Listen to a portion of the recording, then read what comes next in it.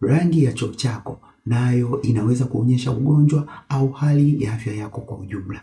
Rangi ya kawaida mara nyingi ni kahawia na hiyo ndiyo hutakiwa. Rangi nyeusi inaweza kuwa dalili ya damu kutoka mfumo wa juu wa chakula. Mara nyingi husababishwa na magonjwa kama vidonda vya tumbo vinavyovuja damu, ambayo hubadilishwa na asidi au mmeng'enyo na kuwa nyeusi.